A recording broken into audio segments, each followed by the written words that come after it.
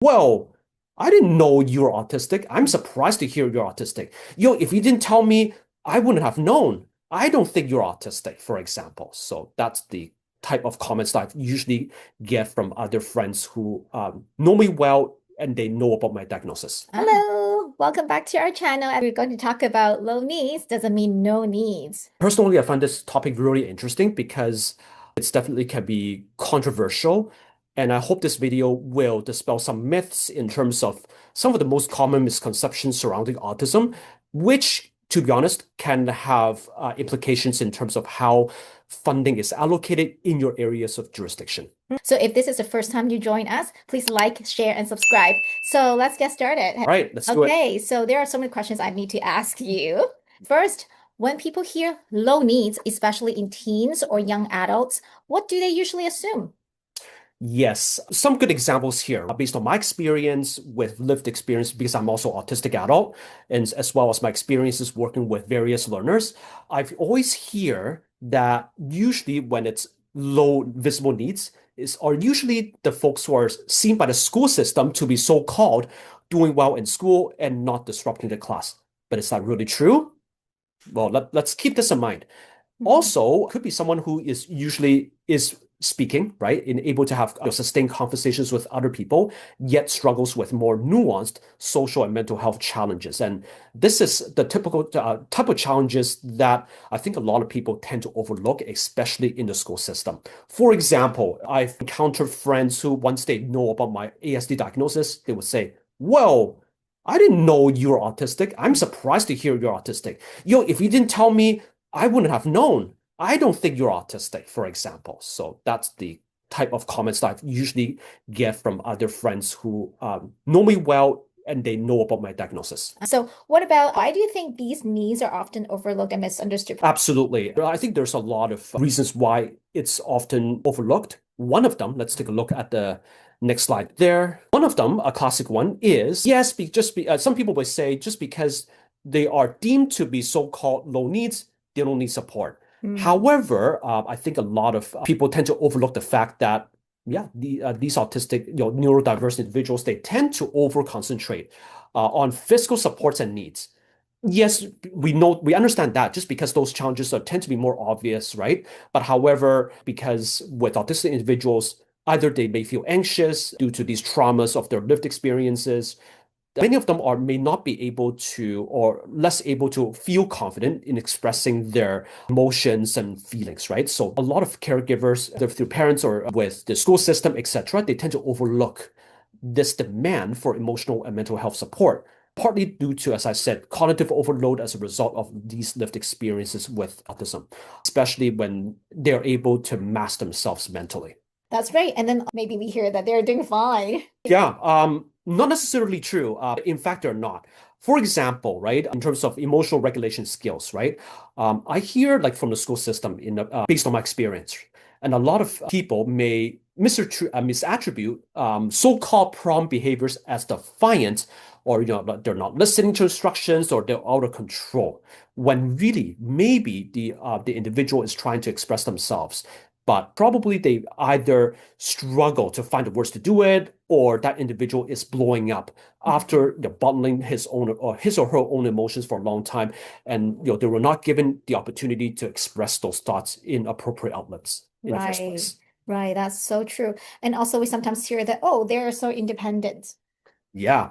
And yes, I think they may be independent in the most physical and, for example, in everyday routines, right? They may be able to brush their own teeth, or they may be able to take a shower or get dressed and things like Right. that, right? Or doing brushing the teeth. However, many of them may struggle with mental health challenges, especially when it comes to anxiety and depression. And I see some extreme cases where this individual, because of all these experiences leading to anxiety and depression, they may isolate themselves in their own room, even like sometimes for years at a time.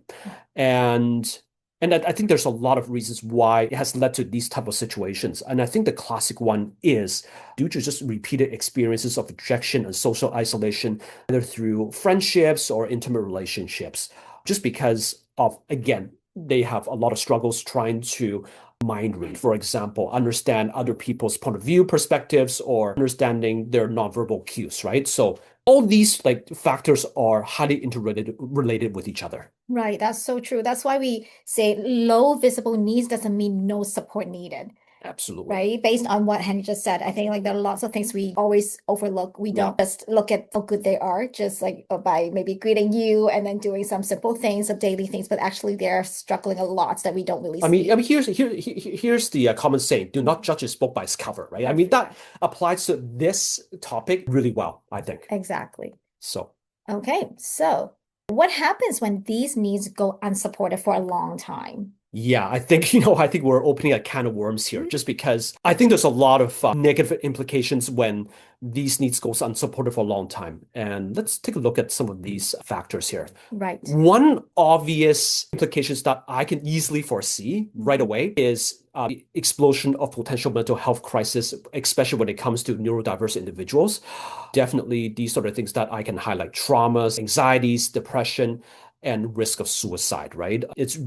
I mean, these can have potentially deadly consequences. Thinking about this, right, in terms of traumas, just because I see even in my own lived experience, as well as teenagers that I work with and kids that I see, right, a lot of these autistic individuals, they, as I said before, experience repeated episodes of being rejected by peers, being bullied by other peers, etc. Right? So therefore, over time, they accumulate a lot of traumas as a result, right? And many of these individuals may not feel confident in terms of expressing how they feel, maybe to their caregivers, to the parents, to other people that are supporting them, just because either one, they may not feel confident in doing it. Two, they may feel that they don't have the words to describe themselves, right? They may not have that verbal repertoire to express their emotions, right? So these can bottle up for many, many years to come and leading to traumas. And this trauma that they've experienced throughout their lives can lead to anxiety and depression. And oftentimes, these types of anxieties and depression, a lot of people may not see, obviously, right? They may overlook just because like these individuals are not usually they struggle in trying to express them, right? So we get to see this type of domino effect in terms of these negative implications. And obviously, in extreme cases, then some people may feel that they have a risk of suicide, or they may end up having they may feel that they may hurt themselves, for Mhm. example. That's right. Another one is the impacts of executive functioning struggles. And I think some may still have the capability of taking care of themselves. For example, brushing their own teeth, taking shower, cooking themselves and eat, right? But however, this mental load, as I described before, right, because of the traumas due to the lived experiences with autism, because of their mental load, due to extreme stress and anxiety, it may lead to too much of their energy level to allow them to continue to do hygiene routines, right? Mhm. For example, I have an adult who is in his late 20s. He is independent. He's able to take care of himself, right? But however, because of all these struggles, all these traumas, right? Actually, because of this mental load, that actually may impact his ability to do them. Not because they're not able Able to do to. them Mhm. physically, but mentally he's too stressed out or just feeling too Fatigued. overwhelmed to Yeah. do those tasks, right? So Hmm. now some people may describe that as being, oh, this person is just lazy, he's not doing it. Absolutely, that's not true Right. because of this underlying mental health struggles, Hmm. leading to them not being able to do them because of their excessive mental load. Exactly.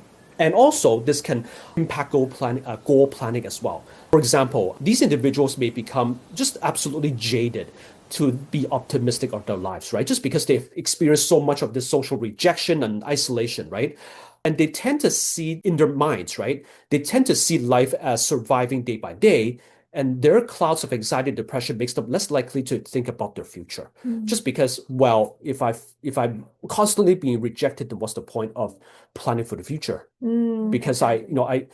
because I fear Yeah. what's going to happen if I do these things, right? So a Mhm. lot of this fear of the future. They that Um, this so discouraged. It happens too much often. Absolutely. Yeah, yeah. And I think that's a huge, Mhm. like, huge struggle, right? Huge implication.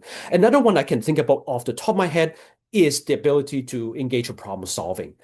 For example, with interpersonal relationships, in order to keep the peace, right, and not cause so much conflicts anymore, right? Just because they've experience so much like past rejections and isolation, right? So in their mind, I wanted to not cause trouble anymore. I just want to keep the peace, right? So with this mindset, I feel like this individual may have more difficulty setting interpersonal boundaries in order to protect or to self-advocate for themselves, right?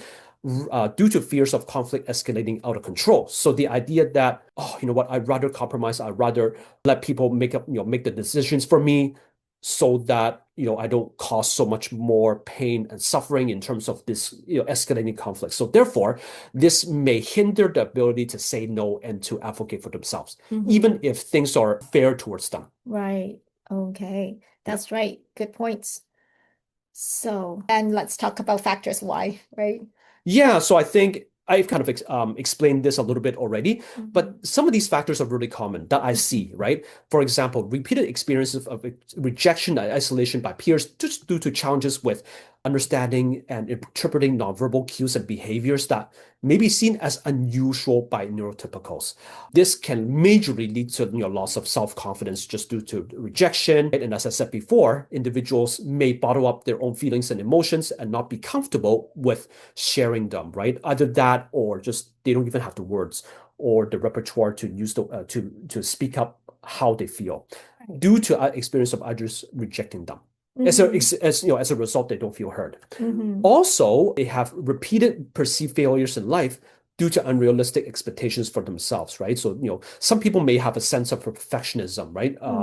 Due to inflexible views of how things should work. So as a result of that, even changes, right, in terms of transitions and routines, or even things that don't go their way, right? Then they would have a huge meltdown. And also, as I said before, right, being misunderstood by others, right? Their actions, behaviors, or intentions to the actions may definitely be factors to mental health struggles for these neurodiverse individuals. Yes, absolutely, Henry. That's right. So, yeah. And this is just, I think, to be honest with you, I think this is just, the tip of the iceberg. So if you have any other factors that you can think of that can lead to this emotional impact, please feel free to comment on this video below. I would love to hear from you on that. Yes. Yeah. So, I mean, like after hearing lots of things from Henry, let's summarize a little bit. So, well, of course, obviously, mental health crisis is one of the biggest issues, I would say, and then also like executive functioning struggles that all these individuals have, even though like they look like, oh, I don't see that you have this or that, but then of course they are actually suffering or struggling with lots of things that we don't know, and then also there are also factors that Henry just also mentioned. So yeah, these are all the emotional impacts on these people. Yeah, absolutely. Today, thank you so much for sharing all these great information, and I hope you guys also enjoyed it. If you like, please like and share to friends that you love, you care, and don't forget to also subscribe our channel and feel free to comment down below. And we love to see you back next time. So yes, hope you guys have a great day, and thank you so much for watching. And stay tuned for our future videos on various topics of autism. Okay, all right. Yep, Goodbye. bye.